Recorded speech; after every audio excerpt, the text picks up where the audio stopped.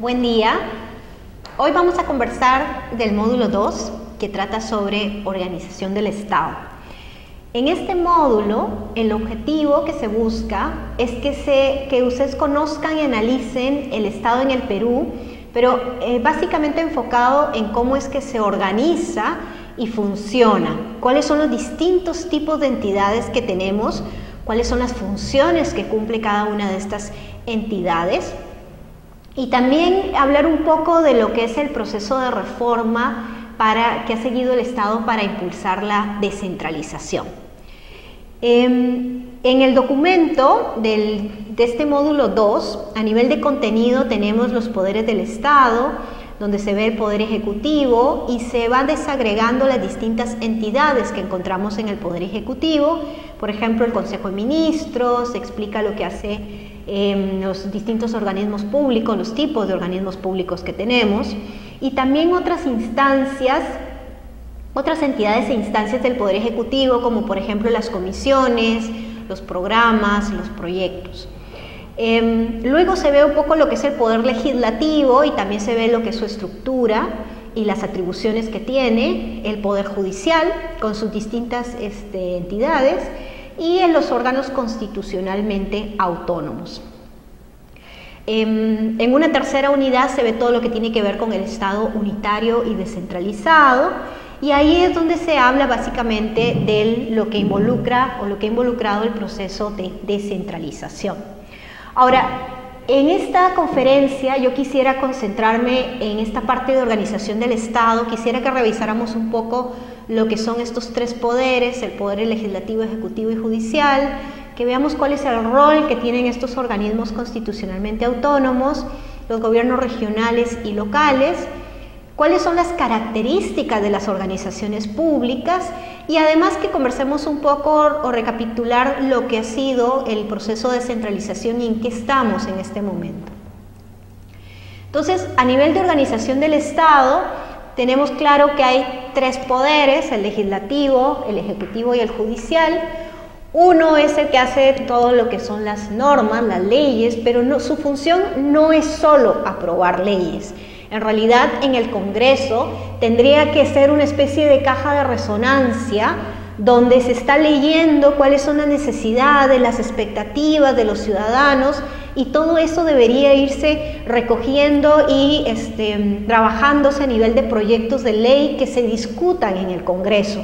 Entonces no es simplemente una función de apruebo leyes, sino que ellos también tienen que mirar qué cosa está pasando en la sociedad, y todas estas necesidades, expectativas y problemas tienen que ir viendo la forma de cómo irlas solucionando. Y ese cómo se ve reflejado en una determinada ley.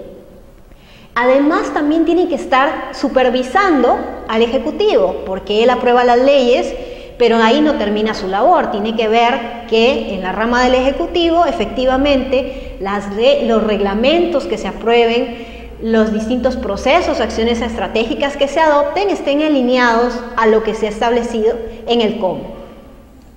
Entonces, el Poder Ejecutivo, que es este segundo gran poder, lo que hace es que ejecuta, ¿no?, y operativiza lo que está establecido en una determinada ley. Y es el que conduce toda la acción del gobierno, el que fija las grandes políticas nacionales, políticas sectoriales.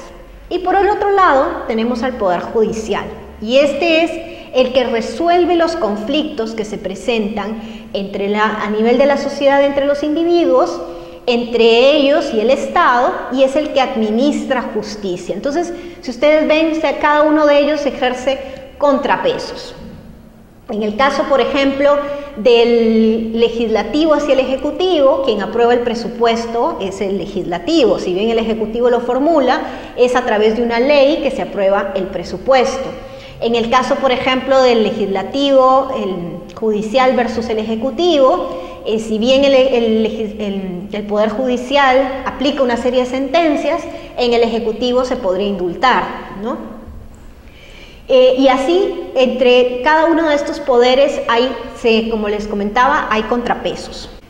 En el caso de los organismos constitucionalmente autónomos, estos no son parte de ningún poder del Estado. Acá es importante resaltarlo porque a veces hay confusión y creen que estos organismos forman parte del Ejecutivo, ¿no? Y en realidad cuando hablamos del Jurado Nacional de Elecciones, el Tribunal Constitucional, la Contraloría General de la República, el Banco Central de la Reserva, la Superintendencia de Banco y Seguros, estos están fuera de los poderes del Estado, están en el mismo nivel. Si ustedes ven el organigrama del Estado peruano, van a ver que los organismos constitucionalmente autónomos están al mismo nivel de los poderes del Estado. Sus titulares responden directamente al Congreso y ante la opinión pública, y en la mayoría de los casos aquellas personas que entran a tomar decisiones en estos organismos tienen reglas especiales para poderlos designar. En algunos casos su designación involucra la participación del Poder Legislativo y en otros casos del Poder Ejecutivo o bien del Poder Judicial.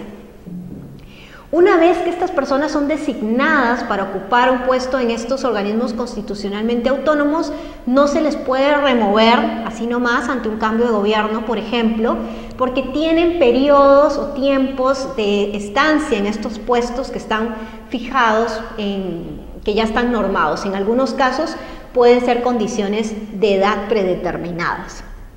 Ahora, ¿por qué los hemos sacado y no están en el Poder Ejecutivo? Por ejemplo, el Jurado Nacional de Elecciones lo que mira es todo el control electoral, ¿no? Y lo que se dice es que no puede ser que el Ejecutivo tenga que controle, o en algún otro poder del Estado, lo que son los procesos electorales. Tiene que estar aparte, en un organismo que nos garantice objetividad. Es lo mismo que pasa, por ejemplo, con el Tribunal Constitucional. El Congreso aprueba las leyes, pero el Tribunal Constitucional lo que mira es que esas leyes realmente sean consistentes con lo que dice la Constitución, y por tanto no podríamos tenerlo dentro del Poder Legislativo. En el caso del Banco Central de la Reserva, como les comentaba en la conferencia del módulo 1, por ejemplo, la idea es que todo lo que tiene que ver con control del dinero y la cantidad de dinero que circula no puede estar en manos del Ejecutivo, sino que debería estar aparte, en un órgano independiente. Entonces, todas estas funciones donde no es posible tenerlas dentro de los poderes del Estado, sino que necesitamos garantías de independencia, de objetividad, además con personal altamente calificado, está fuera de los poderes del Estado. También tenemos ahí, por ejemplo, la Contraloría General de la República, que lo que hace es todo el control administrativo sobre el uso de los recursos públicos, ¿no? Y de nuevo, no es una función que debiera estar dentro de alguno de los poderes del Estado, ¿no? Necesitamos independencia. Otros que están al mismo nivel de los poderes del Estado, al igual que los organismos constitucionalmente autónomos, son los gobiernos regionales y los gobiernos locales, ¿no? Si bien estamos en un Estado unitario, donde básicamente todos tenemos que alinearnos a las políticas nacionales, en lo que corresponde a los niveles de autonomía están en el mismo nivel que el nivel nacional, ¿no? El gobierno nacional, lo que tenemos que es el Perú tiene 24 departamentos o circunscripciones político-administrativas, de los cuales están gobernados por 26 gobiernos regionales, ¿no? Tenemos el caso de Lima Metropolitana, tenemos el caso de Lima Provincias y tenemos la provincia constitucional del Callao, ¿no? Por eso de 24 departamentos en realidad tenemos 26 gobiernos regionales. Además, en la actualidad tenemos 1.838 gobiernos locales, de los cuales 195 son municipalidades provinciales y 1.643 son municipalidades distritales, de lo más heterogéneo que podamos tener. Tenemos municipios distritales con 5.000 habitantes, si no menos, hasta 5.000 habitantes, y tenemos otros que tienen más de 1 millón de habitantes, ¿no? Además manejan distintos presupuestos, algunos tienen canon, algunos se financian principalmente con Fondo Común, ¿no? Tenemos una gran heterogeneidad a nivel de municipalidades distritales, y esto sin contar los cientos de centros poblados que también tenemos a nivel nacional. Ahora, Yo quisiera que miren este gráfico del nivel nacional de gobierno, donde se puede visualizar de manera resumida esto que les he contado de los distintos poderes del Estado y también de los órganos constitucionalmente autónomos, sobre todo distinguiendo aquellos que cumplen un rol más de control económico, que es el Banco Central de la Reserva, la Superintendencia de Banco y Seguros, en los que ejercen un control más administrativo, que es básicamente la Contraloría General de la Contraloría General de la República, y un control electoral, que es el caso del Jurado Nacional de Elecciones, la RENIEC y el OMPE. Ahora, luego tenemos al Poder Ejecutivo, el Congreso de la República, donde ahí tenemos pesos y contrapesos, y en el lado del sistema de justicia tenemos claramente al Poder Judicial, pero hay otra serie de organismos que también están vinculados con lo que tienen que ver temas de justicia. Ministerio Público, Consejo Nacional de la Magistratura y Tribunal Constitucional, que son organismos constitucionalmente autónomos. Aparte tenemos a la Defensoría del Pueblo, ¿no? Y por abajo lo que tenemos son la sociedad, que lo que hace es que cada cierto tiempo, mediante el ejercicio de su voto, ¿no? Él vota por un determinado partido político, por un determinado candidato, y entonces, mediante este proceso de votación, se configura lo que son los pesos a nivel de la composición del Congreso de la República, que son, como les decía, el que cumple esta función de caja de resonancia, de intermediación con la sociedad, y que es el que aprueba las leyes. En los niveles descentralizados de gobierno también tenemos este gráfico, donde pueden ver, por ejemplo, que a nivel de organismos constitucionalmente autónomos ya desaparece aquellos que ejercen control económico, porque esos básicamente los tenemos a nivel nacional, y lo que sí actúan y tienen incidencia directa en los niveles descentralizados es el caso de la Contraloría General de la República y el control electoral, porque tenemos elecciones cada cierto tiempo también para elegir a nuestros alcaldes y a los gobernadores regionales. En el caso del Congreso de la República delimita el mandato de las municipalidades y de los gobiernos regionales, pero la composición o la organización en los territorios, lo que tenemos es una alcaldía o una administración regional, que es el equivalente al ejecutivo en el nivel regional y local, y luego en el equivalente al Congreso en el nivel regional y local lo que tenemos son a los consejos. Consejo con S en el caso de los gobiernos regionales y consejo con C en el caso de las municipalidades. Y a nivel del sistema de justicia, un ente que impacta directamente en estos niveles de gobierno es el Tribunal Constitucional. Tenemos movimientos vecinales, partidos políticos también en estos niveles, ¿no? En tanto hay procesos de votación mediante los cuales se llega también a definir la composición de los regidores. A nivel de organización del poder legislativo, podemos apreciar en esta figura que tenemos las comisiones, que también se van estableciendo, no es que estén prefijadas, sino en realidad en función a los temas priorizados, se van definiendo la cantidad de comisiones y los temas de las comisiones. En estas comisiones es donde se estudian los proyectos de ley y recién cuando sale de la comisión es que entra al pleno y ya se discute con la totalidad de los congresistas y es donde se hacen las votaciones. Cumplen estas funciones que les he comentado.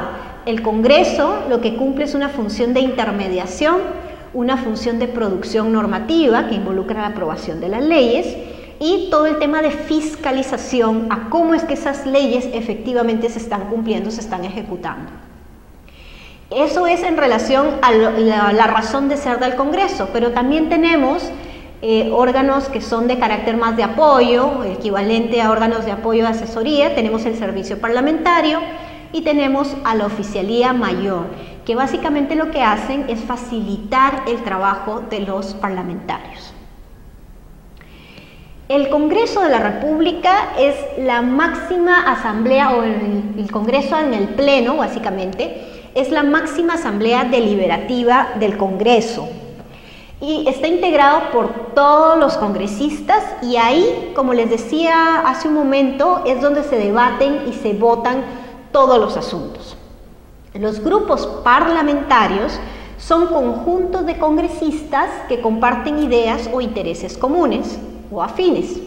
Y ahí tenemos que puede ser en función de partidos o alianzas de partidos, que en muchos casos vemos que al ganar, cuando termina un proceso electoral, llegan con una determinada alianza, empiezan muy bien y conforme van avanzando el tiempo, esas alianzas se van desbaratando, ¿no?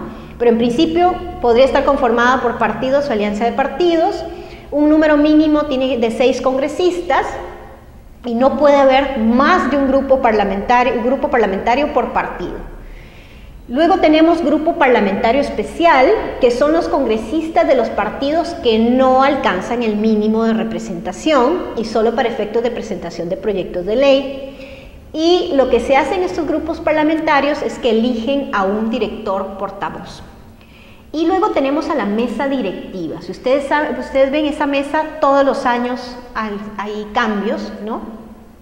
Y lo que hace la mesa es ver toda la parte de la dirección administrativa y también son los que dirigen el debate en el pleno de la comisión permanente del consejo directivo. Está conformada por un presidente y por 3 vicepresidentes. Ahora, el consejo directivo está integrado por los miembros de la mesa directiva y los representantes de los grupos parlamentarios. Acá se busca guardar cierta proporcionalidad en la que existe a nivel de la distribución de los escaños en el Congreso, en el Pleno del Congreso, ¿no? En función de la cantidad de congresistas que haya obtenido un determinado partido político. ¿Ellos qué hacen? Por ejemplo, ellos adoptan acuerdos y realizan coordinaciones. En el Consejo Directivo es donde se aprueba la agenda de los temas que se van a discutir en el Pleno. Además, fijan los tiempos del debate, aprueban los planes de trabajo del legislativo, pero también cumplen una serie de funciones administrativas, como por ejemplo, aprueba el presupuesto y la cuenta general del Congreso, recibe informes periódicos de la mesa directiva, de la oficialía mayor, o recibe informes sobre política de personal, ¿no? De las personas que trabajan en el Congreso. A nivel de comisiones tenemos 2 tipos. Tenemos por un lado lo que es la comisión permanente y luego tenemos estas comisiones ordinarias. En la comisión permanente, esta se instala a más tardar dentro de los 15 días útiles posteriores a la instalación del primer periodo ordinario. Y estas son las que ejercen funciones durante el funcionamiento ordinario del Congreso durante su receso, ¿no? Inclusive en el interregno parlamentario derivado de la disolución del Congreso, si es que se llegara a dar. Pero la comisión permanente es la que está siempre, o sea, a lo largo de todo el año, siempre está, ¿no? Inclusive cuando estamos en receso. Esta está presidida por el presidente del Congreso y está conformada por no menos de 20 congresistas. Y luego tenemos a las comisiones ordinarias que, como les comentaba hace un rato, en la cantidad de comisiones ordinarias va a depender mucho de los temas que se consideren prioritarios y podrían ir variando eventualmente de un año a otro. Estos se encargan del estudio y de los dictámenes, ¿no? Son los que analizan los distintos proyectos de ley. Obviamente se van analizando en las comisiones según las temáticas. Y ellos, de una vez que pasan esta comisión, es que recién entra al Pleno. Ahora, ¿cuál es el rol del Congreso en la formulación de las políticas públicas? Si miramos este gráfico, lo que se ve es que hay una serie de demandas y preferencias ciudadanas, pero sabemos que no son estándares. O sea, tenemos distintos, en la sociedad tenemos personas con distintas costumbres, con distintos valores. Las necesidades de Lima no son las mismas de la Amazonía o de la sierra o en la costa norte o en la costa sur. Tenemos personas con distinto nivel socioeconómico, tenemos una población en pobreza, tenemos personas que tienen acumulación de capital y sus expectativas respecto a lo que necesitan o quieren del Estado es muy distinto a aquellos que tienen problemas económicos. Entonces tenemos muchas demandas. Y la idea es que todos estos partidos políticos que están siendo representados en el Congreso tienen que intermediar entre estos intereses y preferencias ciudadanas y tienen que empezar a formular proyectos de ley con propuestas y planteamientos para ver cómo solucionamos todas estas demandas y preferencias. Y entonces, estos partidos políticos que realizan esta función de intermediación de intereses y preferencias ciudadanas, formulan una serie de proyectos de ley, ¿no?, donde ven reflejados desde el punto de vista del partido de qué manera es que se podrían resolver todos estos problemas, estas necesidades de la ciudadanía. Pueden ser proyectos de ley que estén enfocados a que su impacto va a ser a nivel nacional, o podrían ser proyectos de ley donde eventualmente se beneficia a un determinado territorio o departamento del país. Finalmente, todas estas propuestas llegan a las comisiones según el tema que corresponda, y ahí, mediante la discusión y debate, se pueden ir haciendo ajustes con el aporte de congresistas de otros partidos políticos, ¿no? Y obviamente también después con la opinión correspondiente del Ejecutivo, hasta que llega eventualmente al Pleno y se hacen las discusiones. Algunos proyectos de ley nunca llegan, si bien pueden estar en la agenda, pueden estar en lugares que no sean prioritarios y eventualmente nunca llegan a debatirse. Y hay otros casos, hay otros proyectos de ley que los mismos congresistas consideran muy importantes y rápidamente escalan en la agenda, ¿no? Entonces, en este gráfico podemos ver reflejado de manera sintética todo este tema del rol del Congreso en la formulación de las políticas públicas. Ahora, también quisiera que miren este gráfico.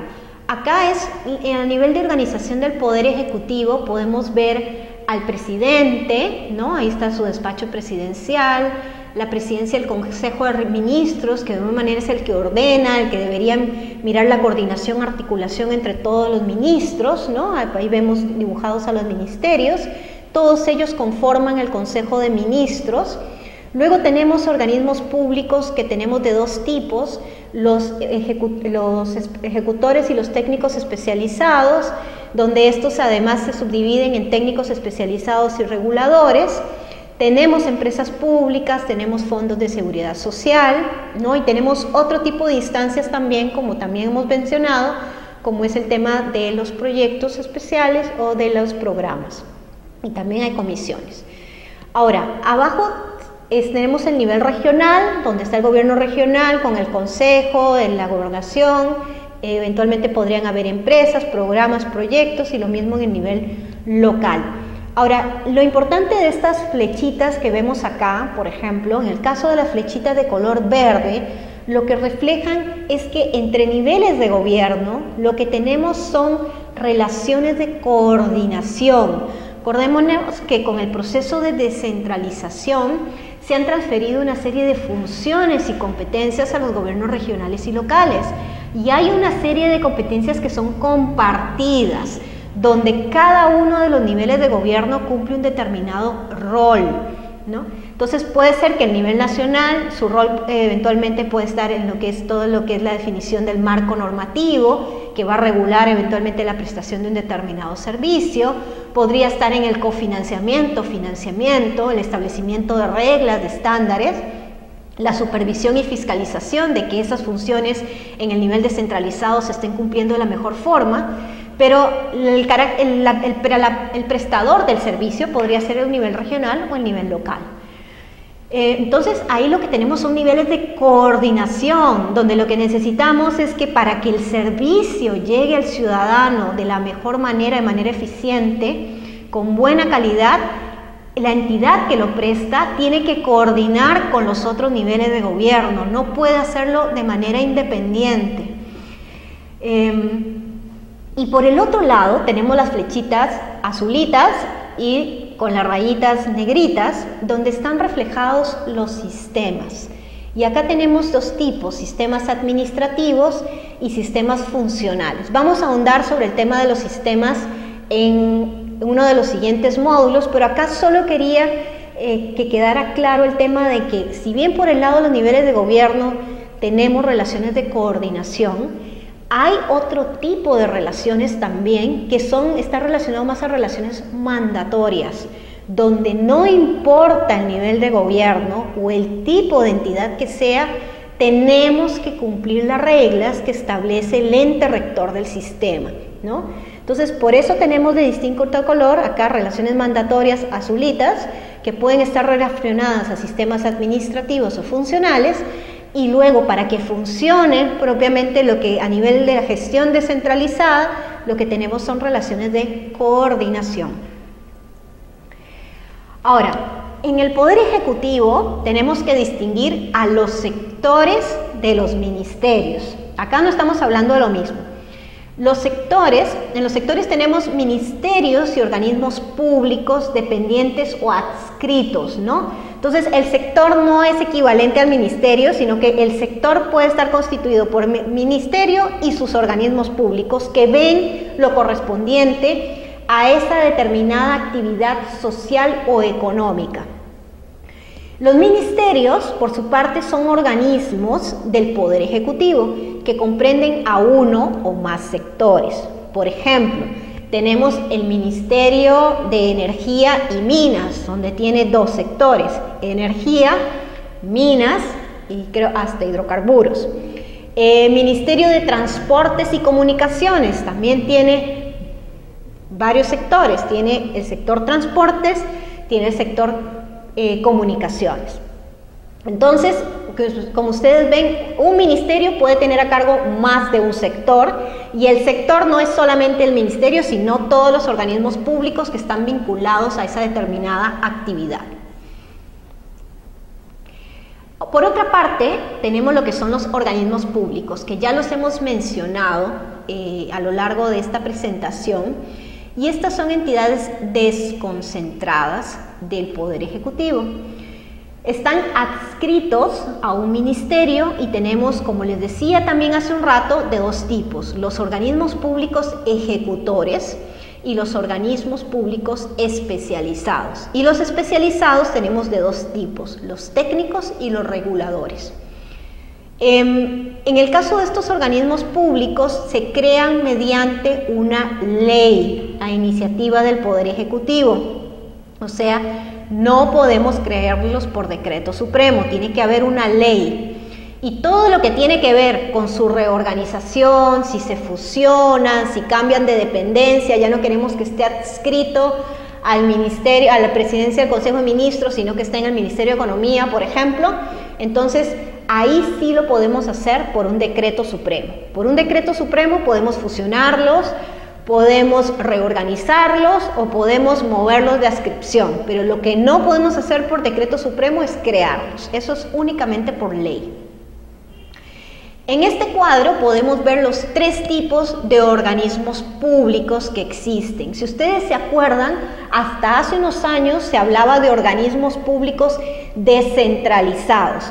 Ahora, con la Ley Orgánica del Poder Ejecutivo, ese término ya no se utiliza. Lo que tenemos que hablar ahora son de organismos públicos, y tenemos que distinguir bien aquellos que son ejecutores, los técnicos especializados, de los reguladores. Por ejemplo, los ejecutores son entidades con administración propia debido a la magnitud de sus operaciones, y básicamente está referida a entidades que prestan un servicio o servicios específicos. Por ejemplo, tenemos como un organismo ejecutor a la Biblioteca Nacional, ¿no?, que nos presta un servicio, que es el préstamo de libros. Tenemos como organismo ejecutor al Instituto Nacional Penitenciario, presta un servicio que es básicamente el tema de mantener encarcelados a las personas que han cometido un delito, ¿no? Son entidades que prestan servicios específicos. ¿Cuáles son sus características? Estos organismos están sujetos a lineamientos técnicos del sector. O sea, el ente que tiene a su cargo el sector es el que define cuáles son los lineamientos que tiene que aplicar. Obviamente, la entidad o el organismo puede hacer propuestas, ¿no? Pero quien se las aprueba es el ente responsable del sector. Sus objetivos se formulan en coordinación con el sector, su política de gasto es aprobada por el sector, no tienen función normativa porque en realidad son prestadores de servicios, entonces no tienen por qué regular nada. Ahora, lo que ha pasado es que esta Ley Orgánica del Poder Ejecutivo ha salido con posterioridad a una serie de organismos públicos que ya venían o que vienen funcionando desde hace años. Entonces, ha pasado eventualmente que cuando se han tratado de clasificar algunos que son ejecutores, en las normas de creación anteriores a la aprobación de la Ley Orgánica del Poder Ejecutivo, tenían funciones normativas, ¿no? O tenían un consejo directivo, que si es un prestador de servicios, en principio no debería por qué tenerlo, ¿no? Entonces tenemos algunos casos de organismos públicos ejecutores con características que en realidad no corresponderían, pero que se han mantenido porque en la norma de creación así se estableció. Entonces, en principio no deberían tener función normativa, salvo por delegación expresa o en norma de creación. Están dirigidos por un jefe que es de confianza, designado de confianza, y como les decía también, excepción, consejo directivo de ministros o representantes de sectores. Luego tenemos a los especializados, y acá tenemos por un lado los reguladores. Reguladores son 4, OCITRAN, OCINERMIN, OCITEL y SUNAS. Estos están creados para regular mercados o garantizar su funcionamiento adecuado. Los 4 están adscritos a la presidencia del Consejo de Ministros y ellos tienen mayores niveles de autonomía por el tipo de funciones que hacen. Tienen una función regulatoria, normativa, fiscalización, de solución de controversias, ¿no? Ellos mismos definen sus lineamientos técnicos, sus objetivos y sus estrategias, determinan su política de gasto y tienen un consejo directivo que se nombra por concurso público y tienen una serie de restricciones para removerlos. En el otro lado tenemos a los técnicos especializados y ellos se crean por 2 razones fundamentalmente. En el primer caso, para planificar, supervisar, ejecutar o controlar políticas de Estado de largo plazo, de carácter multisectorial o intergubernamental que requieren independencia, y en el otro caso pueden ser instancias que otorgan o reconocen derechos que puedan oponerse a otras entidades públicas. ¿Cuál es un ejemplo del primer caso? ¿Qué entidad planifica, supervisa, ejecuta o controla una política de Estado? Tenemos el caso de la reforma del servicio civil, tenemos la Autoridad Nacional del Servicio Civil, que es un órgano técnico especializado que está adscrito a la presidencia del Consejo de Ministros y es el encargado, es el ente rector de todo el sistema de gestión de recursos humanos, ¿no? Es un órgano técnico especializado. ¿Qué otro es un técnico especializado? Todo el organismo que tiene que ver con la planificación estratégica del Estado, y ahí tenemos ACEPLAN. Y como esos, ahí tenemos varios organismos. ¿Cuál es un ejemplo de instancias que otorga o reconoce derechos? ¿No? Ahí tenemos, por ejemplo, a Indecopi, tenemos a COFOPRI, ¿no? Ahí estas son instancias que están más vinculadas al reconocimiento de eventualmente algunos derechos.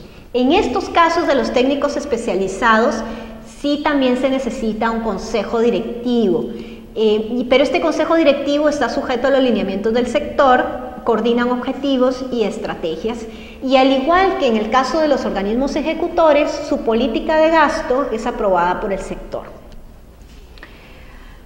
Ahora que hemos hablado un poco de lo que hemos repasado, en realidad todo lo que tiene que ver con la organización del Estado, y vimos el roles y las funciones de los distintos organismos que lo componen y de los niveles de gobierno, ahora vamos a pasar a mirar el tema de las organizaciones públicas, porque las organizaciones públicas tienen ciertas características que es importante que las tengamos siempre presentes, y porque muchas veces sobre todo por el lado más de la ciudadanía, a veces hay muchos cuestionamientos de por qué el Estado funciona de determinada forma, y es porque lo terminan comparando con las organizaciones privadas.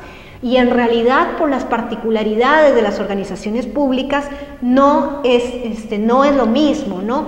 Por ejemplo, una organización pública es aquella que se crea, o su racionalidad, la forma en que qué tipo de cosas hace o la razón de ser de esa organización depende mucho de los objetivos del Estado, y son objetivos que obviamente se van cambiando y configurando conforme va avanzando la sociedad y va evolucionando, ¿no? Son temas de bienestar, son temas de equidad. Una organización pública no está para generar rentabilidad y utilidades. Una organización pública está para proveer servicios a los ciudadanos o para eventualmente desarrollar productos que ayuden a otras entidades a hacer mejor su trabajo. Y está más vinculado a generar desarrollo, bienestar a los ciudadanos. y por tanto no podemos estar ligando su desempeño a temas más de beneficios monetarios. En realidad, a las entidades públicas lo que tenemos que ver es que agreguen valor público, que esté satisfaciendo las necesidades de los ciudadanos, que estos sientan que se les están dando servicios de calidad, pero además que estos servicios estén generando cambios en las condiciones, en los comportamientos, cambios en las condiciones sociales, económicas, que mejoren la calidad de vida de la población. Y por eso es que estas organizaciones se mantienen con impuestos. En las organizaciones públicas, otra característica importante es el tema de la inamovilidad laboral y salarial, ¿no? Es una característica particular que tenemos acá, inclusive cuando hay régimen laboral privado. ¿Por qué? Porque no es como en una empresa privada donde llega el gerente y si la persona no lo está haciendo bien, no lo cambio o traigo otra persona de mi familia y lo contrato. En el Estado necesitamos garantizar personas con un determinado perfil, pero que además tengan cierta estabilidad para que si llega otra persona que me cambian el gerente, no me vote y me traiga personas de su confianza y entonces se paraliza el funcionamiento de la entidad. En realidad necesitamos garantizar cierta estabilidad en el funcionamiento de la organización. Obviamente tienen que haber reglas también de que si una persona no está cumpliendo adecuadamente su trabajo, que pueda ser removido, ¿no? Siguiendo los procedimientos correspondientes. Y también hay temas salariales, donde acá está buscando con el tema de la reforma del servicio civil llevar a que personas que hacen lo mismo, con los mismos niveles de responsabilidad, lleguen a ganar, tengan remuneraciones similares y no la situación que tenemos actualmente en el Perú, lamentable, de personas que pueden estar ganando muy diferente aun cuando están haciendo lo mismo. ¿Qué otra característica tienen las organizaciones públicas? Que su presupuesto, muchas veces la cantidad de recursos que le llega a una entidad pública puede depender mucho de lo que son las prioridades o en el mejor de los casos de los resultados que esa entidad esté dando, y en algunos casos podría depender del acceso al poder que tenga el que dirige la entidad respecto a quien toma las decisiones. Entonces no es un tema de, como pasa en la empresa privada, que en realidad el presupuesto depende mucho de que tan bien le vaya y de que tanto coloque determinados bienes en el mercado, ¿no? En el nivel de rentabilidad que pueda tener. Acá también el presupuesto depende de que también le vaya a la economía, ¿no? Y qué tantos ingresos pueda tener el Estado. Otra característica que tienen las organizaciones públicas es que está sujeto a procesos que son exógenos y generales. La entidad no define qué proceso tiene que seguir para contratar personal, ni cómo va a planificar, ni cómo presupuesta, ni cómo sigue sus procedimientos de tesorería y contabilidad. Eso lo hace un ente rector, que es un ente que está definido en una determinada norma y que es el que fija los procedimientos para todas las entidades. Entonces está sujeto a procedimientos exógenos y eso hace muchas veces que en algunos casos se generen algunos tipos de ineficiencias, porque podría ser que en entidades muy pequeñitas, con muy poco personal, que tienen que cumplir reglas de distintos sistemas, sea un poco complejo, ¿no? Dado la carga de trabajo que tienen las personas que trabajan en la entidad, ¿no? Pero el tema es que son exógenos y generales, y ya vimos que hay una racionalidad que está detrás de todo esto, y es que están financiadas con los impuestos que todos nosotros como ciudadanos pagamos, y por tanto es importante saber en qué se están usando esos recursos, y la única forma de controlarlo es que tengamos procesos estandarizados y homogéneos. Ahora, ¿por qué creamos una organización pública? Porque existe una necesidad en un momento determinado del tiempo. Necesitamos resolver un problema, ¿no? Puede ser eventualmente por un tema político también, pero no es porque hay una oportunidad en el mercado, no. Hay una cierta racionalidad que está más enfocada en resolver una situación específica, una necesidad que existe en la sociedad. Ahora, el gran problema que tenemos es que una vez que se crean, desaparecerlas es muy difícil, ¿no? Inclusive cuando se generaron todos estos procesos de fusión a partir del año 2006, ¿no? Que se fusionaron varios programas, en la práctica seguían funcionando como entidades separadas, ¿no? Es muy difícil desaparecer una organización, e inclusive en el caso del sector público siempre hay un tema por ahí que sale de que es un problema social, ¿no? Es un tema social, y entonces se dan marchas, se dan paralizaciones, ¿no? Y la gente se resiste a eventualmente desaparecer. Entonces, para proteger al ciudadano, esto ya lo hemos dicho, el Estado solo puede hacer lo que está establecido en una norma, ¿no? Mientras que el privado puede hacer todo aquello que no esté prohibido. ¿Cuáles son las especificidades que sustentan estas características de las organizaciones públicas? Tenemos primero que se sustituye el tema del mercado por el proceso político como mecanismo de asignación de recursos. En el caso del sector público, básicamente son por negociaciones, por acuerdos, ¿no? A nivel de los distintos partidos políticos que llegan finalmente a ser nuestros representantes hasta el Congreso, versus aquel que ocupa el puesto en la presidencia, ¿no? Y es más, estos grupos quienes finalmente determinan cómo es que se van a distribuir los recursos que se tienen disponibles. Además hay un tema de poder público que no tienen las organizaciones privadas, ¿no? El Estado ejerce una función también de coerción o de coacción, eventualmente cuando nosotros no cumplimos con las normas, ¿no? Eventualmente nos pueden detener, nos pueden poner una multa. Y lo otro es la naturaleza distinta de cómo es que se crea valor, ¿no? No estamos buscando rentabilidad, sino estamos buscando mejorar las condiciones, mejorar la calidad de vida de la población. Ahora, es un poco difícil a veces medir si realmente alguna entidad o algún organismo público está creando valor, pero para eso hay distintas aproximaciones y técnicas que a nivel teórico se han planteado.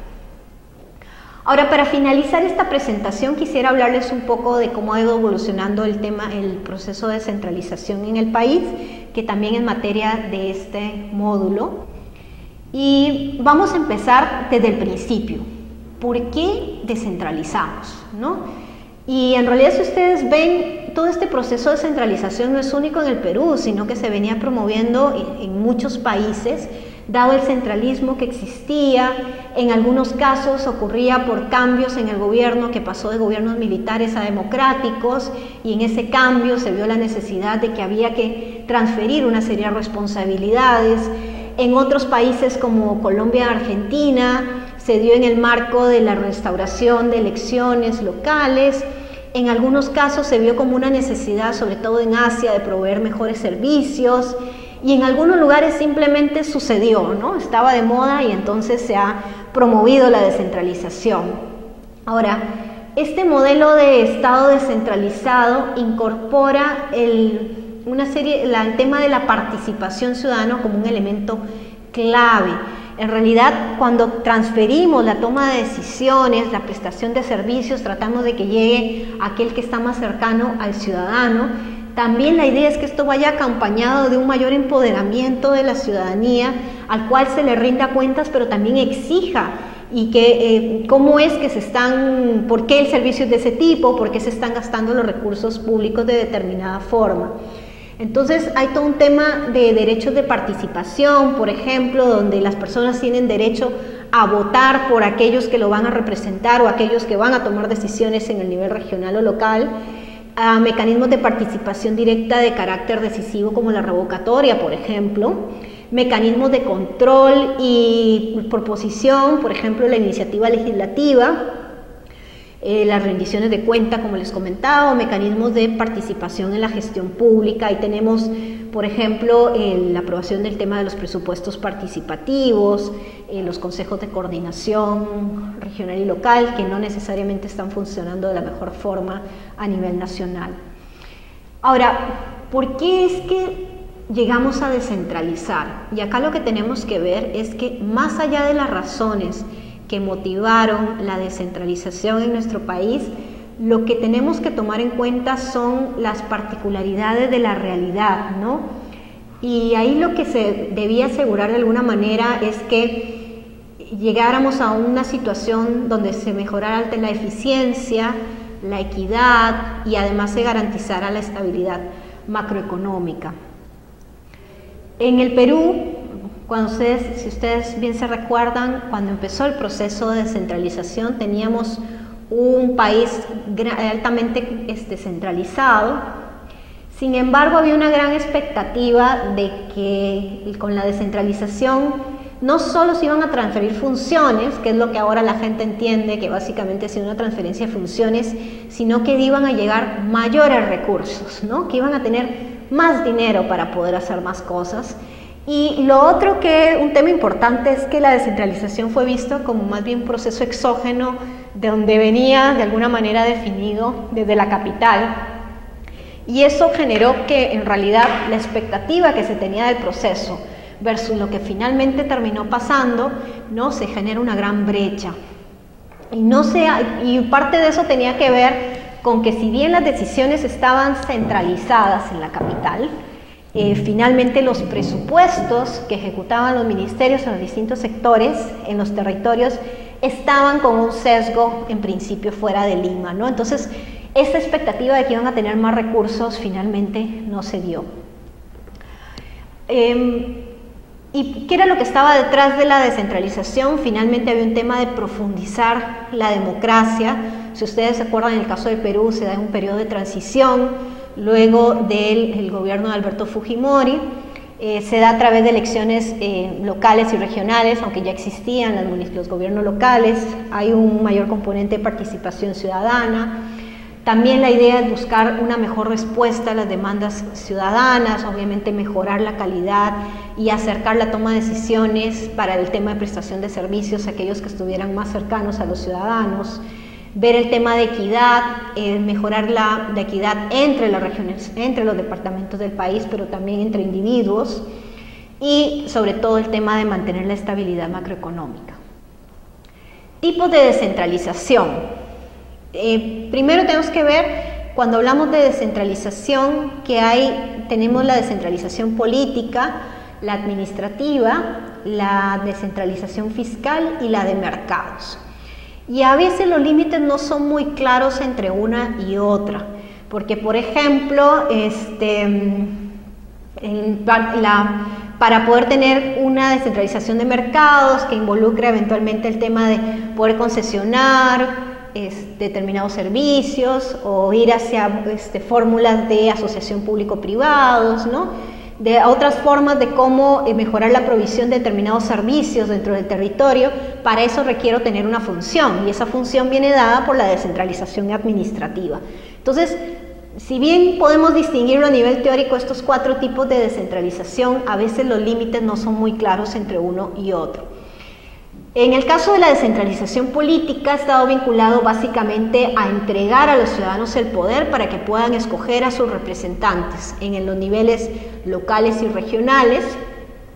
Comúnmente está asociada con la pluralidad política y gobierno representativo, pero también puede dar al ciudadano y representantes más influencia en el proceso de decisión de las políticas públicas, ¿no? Si ustedes se acuerdan, en el caso de Perú, esta parte de descentralización política sí se ha cumplido. Desde el inicio, los ciudadanos han sido capaces de poder escoger a aquellos que los representan en el gobierno regional y en las municipalidades.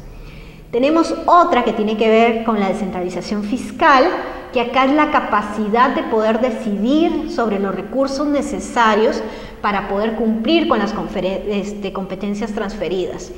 Este punto es donde a veces tenemos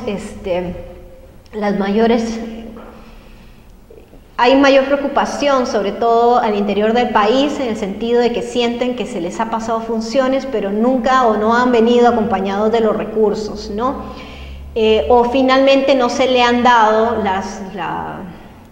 no se ha establecido en el marco regulatorio las formas mediante las cuales ellos puedan tener los ingresos que necesitan para poder cumplir con sus funciones. Y cuando se habla de descentralización fiscal, requiere temas, por ejemplo, que puedan tener capacidad de autofinanciamiento, recuperación de costos, el cofinanciamiento, coproducción, la expansión de recursos locales a través de rentas propias, transferencias intergubernamentales o bien el tema de inclusive el endeudamiento. Básicamente lo que está pasando es que los gobiernos regionales y locales vienen funcionando a través de transferencias que vienen desde los sectores, que son los que de alguna manera determinan la cantidad de recursos que van hacia las regiones. En algunos casos estas transferencias pueden ir incluso condicionadas, ¿no? Tenemos en el caso de descentralización de mercados, que es la posibilidad de que tomen decisiones respecto a la posibilidad de privatizar, concesionar, hacer contratos de gerencia para prestación de determinados servicios, ¿no? Y bien, en el caso de la descentralización administrativa, que es el cuarto tipo, está vinculado a la redistribución de la autoridad, de la responsabilidad y del financiamiento para la prestación o para proveer servicios públicos. Donde más avances tenemos en el Perú está en estos dos, en el caso de la descentralización administrativa y descentralización política. Descentralización de mercados también se ha avanzado, ¿no? Eso es parte de las funciones que han sido transferidos y algunos gobiernos regionales están aprovechando para poder tratar de avanzar, en el caso de algunas inversiones, con participación de los privados. Entonces, donde tenemos todavía un poco de atraso es en el tema de la descentralización fiscal. En el caso de descentralización administrativa es importante distinguir lo que es la desconcentración de lo que es la devolución. Y acá, por ejemplo, la desconcentración es cuando se redistribuye la capacidad de decisión o incluso de utilización de recursos, pero en realidad quien sigue teniendo la responsabilidad y toma el responsable final es aquel que desconcentra, ¿no? Es en una situación, en realidad, es en el caso de que, por ejemplo, tipo lo que pasa en Chile, que tienen sus departamentos y gobernaciones, donde el presidente de la República es el que nombra al gobernador, ¿no? Y se ejecuta, esa gobernación ejecuta recursos, tiene unas determinadas funciones, pero no depende del presidente. Cosa que no ha pasado en el Perú, ¿no? En el Perú no solo se le transfirieron las funciones, sino además se dio la descentralización política. Y ahí entonces, a nivel de descentralización administrativa, no podemos hablar de desconcentración, sino más bien de devolución, que es cuando se transfiere la autoridad para decidir, eventualmente financiar, ¿no? Y a esta subyace la descentralización política. ¿Cuáles son los principios que sustentan o los criterios que sustentan todo el tema de la distribución de responsabilidades? Mirando un poco el proceso de descentralización. Uno es el principio de subsidiariedad, que básicamente lo que decía es el que está más cerca de la población, es quien debería tener la responsabilidad. El otro es de la selectividad y proporcionalidad. La función tiene que darse a aquel que tenga capacidad para poderla ejecutar, ¿no? Y eso también había que mirarse eventualmente. Podía estar más cerca de la ciudadanía, pero no necesariamente había capacidades institucionales, ¿no? Entonces era importante mirar el tema de selectividad y proporcionalidad. Lo otro es el de la provisión. Si pasa una función, esta debería venir acompañada de sus recursos. Y la concurrencia, porque estas funciones finalmente son funciones compartidas y era necesario delimitar los ámbitos de responsabilidad y roles de cada nivel de gobierno para que actuaran de manera oportuna o eficiente según el momento en el que tendría que intervenir. Había ciertos criterios que en principio tendrían que haberse mirado, como por ejemplo el tema de economía de escala, ¿no?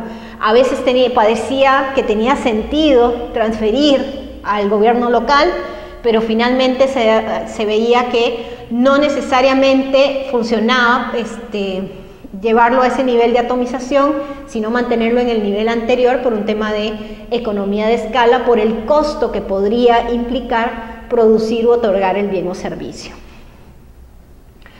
Lo que sí es cierto es que con el inicio del proceso de descentralización en nuestro país, pasamos, como podemos ver en esta lámina, de una relación jerárquica donde desde los ministerios se decidía todo y a través de los CETAR, las direcciones regionales, básicamente lo único que eran o mesas de partes que recibían papeles y mandaban a Lima para que acá se decidiera, o bien prestaban servicios pero totalmente alineados a lo que en el ministerio se definiera y con la cantidad de recursos que les dieran.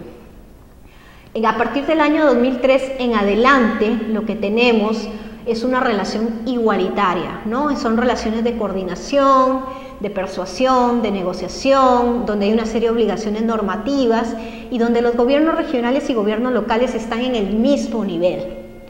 Si ustedes se acuerdan del gráfico que les presenté hace un rato, donde se mostraba la organización del Poder Ejecutivo, eran las flechitas donde se veía que en este nivel lo que tenemos son relaciones de coordinación.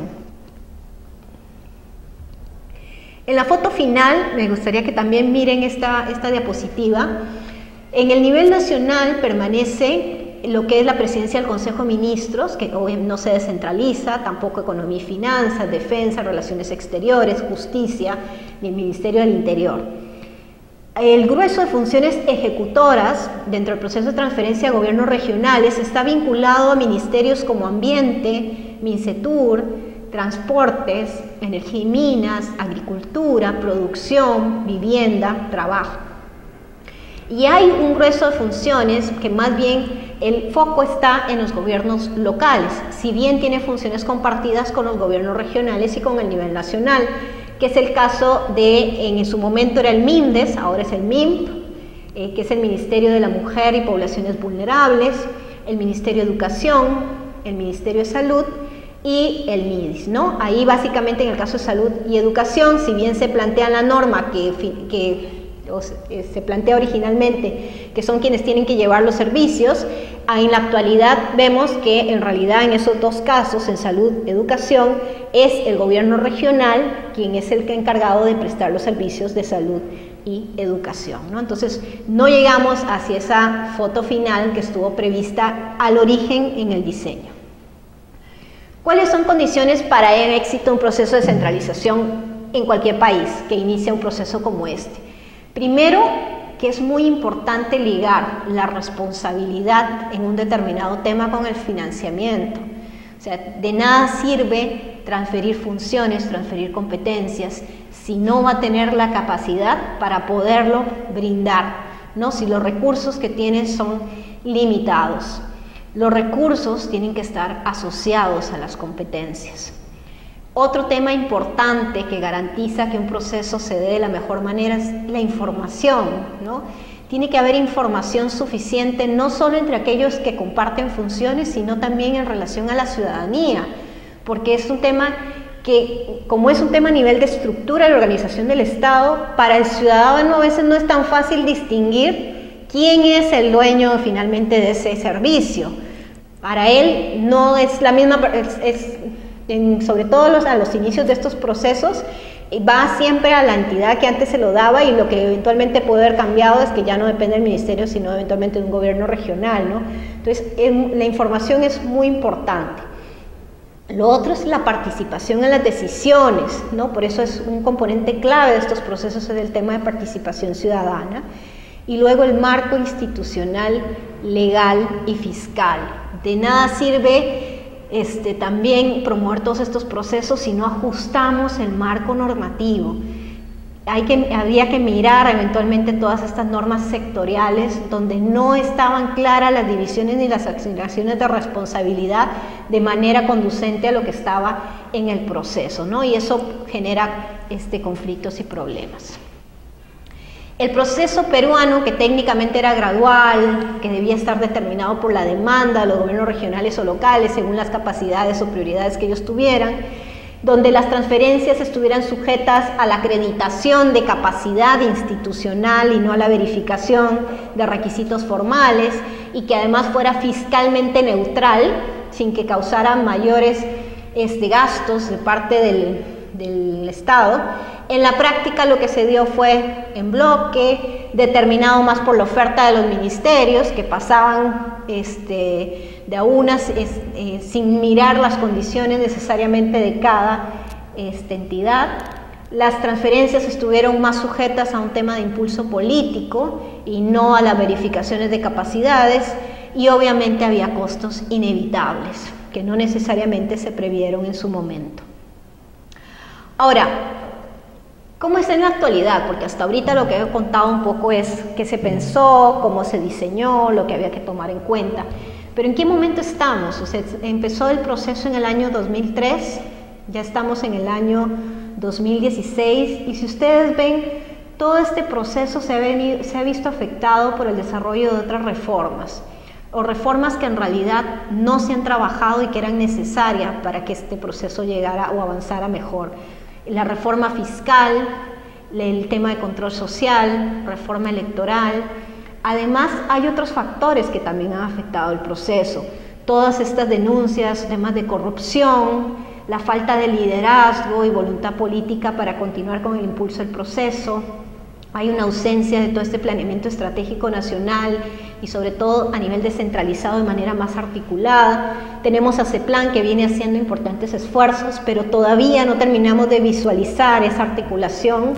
Hay desigualdades entre gobiernos regionales y locales, tenemos todavía superposiciones entre los distintos niveles de gobierno, hay una percepción de que se está yendo más bien hacia la centralización y que los gobiernos desde el nivel nacional se empieza a duplicar esfuerzos que vienen impulsando los gobiernos regionales y locales. Entonces, tenemos un gran reto en la actualidad de realmente llegar a construir un Estado unitario y que se gestione de manera descentralizada, donde participen los tres niveles de gobierno complementariamente, sin que exista superposición, donde cada quien haga el rol que le compete y donde llevemos servicios de calidad a los ciudadanos. Eso que involucra que tenemos que clarificar roles y funciones, que tenemos que adecuar todas las estructuras, que tenemos que mirar también el tema de los sistemas administrativos, que tienen que responder un poco más a las características de las entidades que tenemos. Si miramos bien a los gobiernos regionales, en muchos casos siguen operando, no están operando como si fuera una sola entidad con una visión única. Tenemos que siguen los sectores allá adentro, cada uno mirando solamente su pedacito sin necesariamente conversar entre ellos. No se terminan de ver como que es una sola entidad. Se requiere fortalecer claramente capacidades, ¿no? Y fortalecer también los mecanismos de participación ciudadana. También hay que ver todo el tema de mejorar lo que es la organización territorial, promover la integración regional. Tenemos avances porque en algunos casos se están viendo el tema de mancomunidades, se están haciendo proyectos entre varios departamentos, también hay mancomunidades a nivel de las provincias o de distritos, pero son casos aislados, ¿no? Y no hay algo sostenible. A veces depende mucho de la voluntad política o de quién esté en ese momento en alcaldía o de gobernador regional. Y otro gran reto es el tema de la descentralización fiscal que sigue pendiente. Bueno, con esto terminamos esta conferencia. Yo los invito a que lean el material del módulo 2 y también que revisen el material complementario que está disponible para que puedan profundizar en algunos de los temas que se les ha presentado. Muchas gracias.